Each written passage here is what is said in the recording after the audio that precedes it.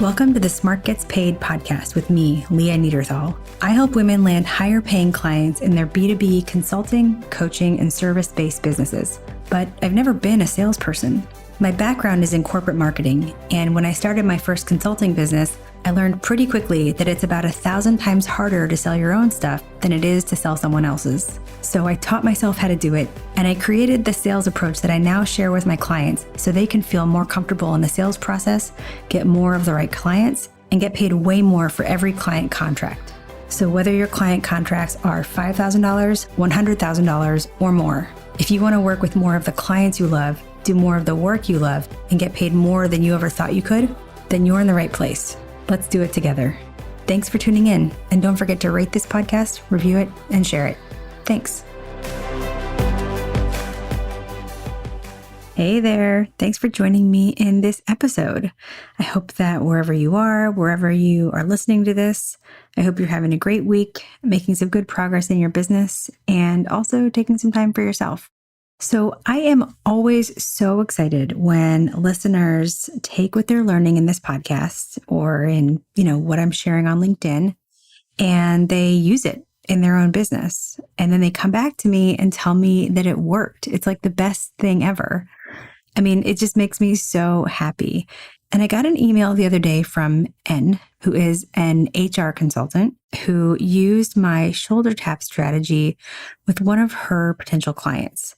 Now, the shoulder tap strategy is a way to re-engage people that maybe you've talked to in the past, potential clients that you were once talking to, or just past relationships, or just, any relationship that's gone kind of cold, where you just want to restart the conversation. So for N, this potential client that she was thinking about had gone quiet for, a while. And she used the shoulder tap strategy to craft an email using the format that's provided. And she pressed send. And 7 minutes later, they wrote back and said that there's definitely an opportunity to work together and they'll schedule a call soon. And I know it's 7 minutes later because she forwarded us the email chain to team@smartgetspaid.com. And her part just says, all caps, OMG, it worked. And that's the kind of thing I just love to see. So if you've taken something that you've learned here in this podcast and it's helped you do something or feel a certain way or approach something differently than you might have in the past, drop us a note at team@smartgetspaid.com. And if you want a copy of the shoulder tap strategy that this consultant used to re-engage her potential client, just go to smartgetspaid.com/shoulder-tap. So shoulder-tap. And you can get a copy. So that's smartgetspaid.com/shoulder-tap. All right. So I'm so excited to share this conversation with you today because the topic that we're talking about is, without a doubt, the most overlooked part of the sales process, and that is loyalty. So if you've worked with me before, you know that everything we do and everything we learn starts with the purchase funnel, right? That series of stages that our prospects go through as they go from just sort of learning about us, knowing that we exist, all the way down to signing up to work with us. And we do that because when we understand where in the purchase funnel a particular strategy or a particular tool falls, like where it lives, then we know what role it plays in moving our clients down the stages of the purchase funnel. And the purchase funnel goes something like this. Picture an upside down pyramid split into 5 horizontal parts. So at the top is awareness, helping potential clients know that you just exist in the world. Next down is familiarity, where we help them know what you do and just learn a little bit more about you and your services and the value you provide. After that comes consideration, where we help potential clients see that you are the best provider to solve their problems. And then purchase, which, of course, we help them say yes and give you the money. And then finally, all the way down at the bottom of the purchase funnel is loyalty, where we are helping our clients buy more or buy again or refer us to other people. And in all the talk about sales and selling and getting clients, like all the stuff you see out there on selling on the internet, almost no one is talking about loyalty. I mean, I guess me and my clients. But it's a huge missed opportunity if you're not talking about this, because your past and current clients are the best source of work, best source of clients and revenue than anything else. Because studies show that existing clients spend more, something like 3 times more than a new client. They have a higher win rate. They already know you and know that you're good. So they're more likely to say yes to you than if you were selling to somebody who's brand new. And they say yes faster. So the sales process is just a lot shorter. I mean, think about it. How much easier is it to sell to someone who already knows you and how amazing you are because they've already worked with you than it is to sell to someone who hasn't worked with you before, right? So provided that you want to continue on, then past clients are a great source of work and income. But like I said, no one focuses on this, which is why I make a point to teach my academy students how to do this part so that they can turn their work into more work through referrals and upsells. Because I don't want you working so hard to get a client only to get to the end of the work and not know what to do to stay on with them. So I am super excited that we're talking about this today. The woman you're going to hear me talk to is part of a small team. And within that team, she's the one that's tasked with getting new clients. And since she hadn't ever done it before in any of her previous work, that's why she came to me. And the challenge you're going to hear her talk about falls squarely into that loyalty bucket. So I want to send a huge thank you to my client for allowing me to share this call with you. And just as a quick heads up, what you're going to hear is I was in the car in this call, but don't worry, I wasn't driving. So take a listen, and I'll come back at the end and share a lesson that you can apply to your business. The purpose of this call is really to talk about what might still be on your mind or out there lingering, and just make sure you have what you need to move forward. So how can we make this a really valuable call for you today? Yeah, so I think today, with everything that I've learned, we had kind of this co-founder meeting where we started talking about what needs to happen now that I have all this knowledge, and now that we're losing one of our big clients through, a lot of different reasons. But we're feeling this need to kind of, do this really big push and just see who we can get on board in the next few months. And I'm finding that in this, the bigger challenge is that, it's easy for me to get things off the ground between me and my CEO. We can do these outreach emails, discovery calls. We can be really in sync with all of this. But when it comes to everything after that, the operations team takes over, and I kind of just stay in the business development side. So I don't have any contact with them after that. So then when it comes to this client that is leaving, we want to do this executive debrief, but I have all of this knowledge about how to do it, but I have not been the one that's been in touch with them on a regular basis. So it would seem kind of out of left field for me to reinsert myself. So I'm just wondering what you think about that, just me feeling super siloed and not really sure how to keep myself involved in the full process. Yeah, no, this is super important. Let me ask a few questions. So when you say the operations team, who is the operations team? What does that look like? Yeah, that is our COO and our team of managers. They are all in operations. They're doing all of the, the work that we signed them on to do. Are they tasked with any type of account shepherding? It's all been the COO. If they see a major issue, they'll level it up to the COO, who will then kind of step in and make the bigger strategic decisions about the account, what should fix so that, quality can still happen. Right. Okay. I mean, what would you want to see happen? Yeah, that I'm not totally sure, because I think I like to control things, but I don't have all of the knowledge to be able to control it, from the industry side and the healthcare side.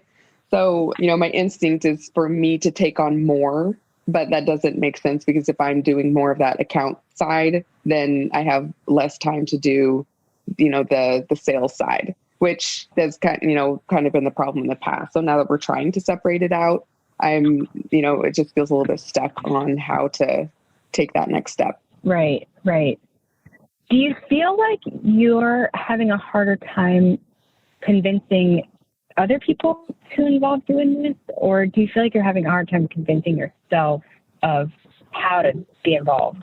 Yeah, it's definitely convincing myself, because in my mind, once we get the client signed and they are turned over to the other team, I feel like it would be so random for me to pop back in and do this, run this debrief, or I don't know, just like for me to be at the beginning and at the end. Maybe that's completely normal, and maybe that's all I need to hear. But having not seen that kind of structure before, because we also need the client there to be able to talk about the issues that have happened or things that went well and everything. But I haven't been in there for that. So I have all the knowledge of how to do it, but I'm not the only one running the show. Right. I mean, that really helps me, because if you're trying to, if it just feels weird because you've never seen it before, then yeah, I mean, the first sale of anything is to yourself, right? So I think just sort of being able to get comfortable with it for you, then you can bring it to other people. So, one thing that we talked about in Signed is when we got to module 9, it's all the way through, with the purchase funnel, right? It's awareness, familiarity, consideration, purchase, but the last one is loyalty. And in loyalty, it's around, selling again, selling more, getting referrals, right? And loyalty is very much a part of the sales process, because, if you are turning through clients and clients aren't happy, or they're not getting what they need, or they're promised something that isn't being delivered, they're going to leave you, right? And then you're going to start all over. And so I would say that, instead of your job ending when the contract is signed, instead of ending, it almost starts over. Does that make sense? Yeah. So I think that's sort of one way to think about it. And the fact that you haven't seen this before, I think, is not uncommon, because a lot of companies ignore this stage of the sales process. And they're missing a tremendous opportunity and making life a lot harder for themselves, because they're not seeing loyalty as a continuation of a sale. It feels like something like a nice to have, like an afterthought. But if you can consider it as a main part of the sales process and not as an afterthought, then, you're going to be able to not only avoid what's happened, which is one of your major clients has canceled their contract, but, you can also stay connected so that you have better data to, maybe offer a new service, increase their level of, their contract level, just get data that you can use for new products and services. And then data that you can bring back to the beginning of the sales process. If you were to ask people at at some milestone in their time with you, how do you think that your business is different right now versus 3 months ago? Tell me what really brought you our way, what was going on at that time, and you use their words. The sort of the sales copy writes itself, the website copy writes itself. So it all sort of feeds back into what we would consider the sales process, but it still very much is the sales process. Does that make sense? Yeah, it does. No, that's really helpful way to look at it, because I was seeing myself as the person that shows up at the beginning because we want something. Since Signed, my brain has changed a little bit, so I don't think that way anymore. But a few months ago, I would have felt like I'm coming and I'm interacting with you because I want something. And now, if this contract is ending, I'm coming back because I want information from you, or I want to find a different way to keep you involved. And so it just felt so greedy for me to have that role. But if I'm offering some kind of value throughout their experience with us, then that feels a lot more natural. Yeah. And I think that sort of mindset, I'm not surprised by, it's uncomfortable, and you very much feel like you're asking for something, right? I mean, a lot of the Yeah. work that we did in the program is designed specifically to sort of overcome that and just reframe it Yes. to more of, you're offering, you are sort of helping the right client say yes, all of these things, right? But also, I think that if you were to come back I wouldn't even say like at the end, right? I mean, consider it like a milestone along the way at a certain checkpoint, right? And revisit it and say, how's it going? And maybe it's with the CEO, and maybe it's even, there's nothing that says you be sort of introduced back into the conversation by saying, we really like to see how things are going. Our job is to really understand like what it is you're facing. Can we ask you some questions? We'd love to see how, we want to make sure we're still aligned with what your goals are. That sort of thing. You can pull back a little bit of the curtain, and I think it only communicates that the company is listening. Yeah, that's good. Okay, cool. That is really helpful. Do you think that they'd be up for this?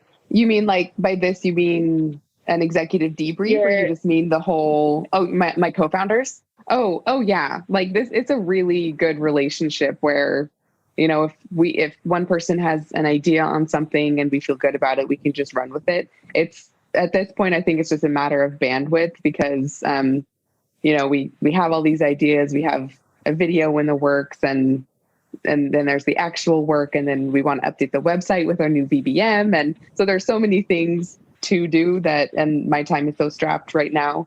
So I think it's a matter of finding like those initial things that we need to start, and then hopefully soon being able to go with something like this. But yeah, they would totally be down for this because they recognize that the business development side is not their strong suit. So I have a lot of bandwidth and a lot of freedom to kind of run with whatever I think is best, and I can take it to them if they agree. That's awesome. That's really nice to have that relationship. And, I think that maybe the way to start the conversation is, that loyalty part of the sales process, but also, keeping the right clients happy and continuing to, on their contract, it's always going to be more cost effective than trying to get a new contract, trying to get a new client.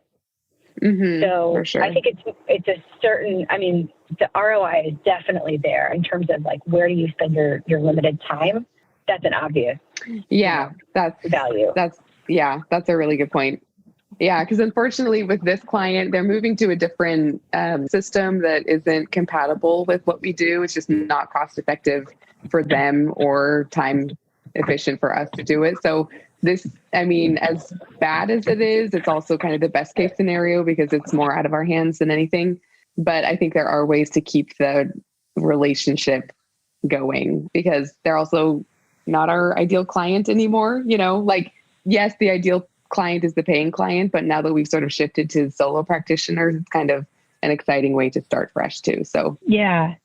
Well, yes. And I think if you're sort of breaking up with each other on amicable terms and you feel like you want to, I think it would be a great opportunity to do an executive debrief and sort of ask some of those questions because you're not selling anything, that's not even available to you or to them. Right. And so it may free up, maybe sort of take some of the pressure off. Yeah, that's true. All right. So I want to pull out one thing that you can apply to your business, which is that current clients are the best clients. And I know that the woman I was talking to in this call, she and I were talking about how they've actually lost a client, but the general sentiment still holds. Don't overlook the loyalty part of the sales process and accidentally ignore your current or your past clients because they're great future clients too. The key, of course, is to have a way to continue that work, which in our world starts with something called an executive debrief with the client, so that you can uncover ways to continue to provide value and be able to offer something that's high value in an ongoing way. And chances are they'll want to keep going because they already know you and love you. And it's important to remember that once people find a provider that they trust, they don't want to go out looking for a new provider. They don't just want to start a whole new search for somebody new who will be untested and kind of a question mark. Not to mention the time that it takes to even find that new provider and then get them ramped and all of that. So you have more opportunity and you have more likelihood that they'll be able to say yes to you than you think. One of my clients works for a very large tech company and they keep hiring her. They're on their something like 6th project right now because they know her. They know that she can do great work. And trust me, literally nobody wants to start a whole new search for a new provider. So just back to the macro point, past clients are great future clients. And I think this goes to something that I hear a lot where women feel like they need to just go out and look for new clients. Like they almost sort of excuse away the clients that they keep selling into, they keep working with. But there's nothing wrong with that. So there are a couple of ways of building a client-based business. You can go broad or you can go deep. And I have to credit my business bestie, Megan, for sharing this idea with me. So broad or deep, right? You can go out, you can go broad, you can work with a lot of clients for a little bit of time or a little bit of work, or you can go deep and develop deep and long-lasting relationships with a small number of clients. And both of those approaches are totally fine. So I just want to offer that if you're somebody who has a handful of clients that keep coming back to you and you're worried that you're somehow not doing it right, don't worry, you are. You're just going deep instead of going broad, and that's totally okay.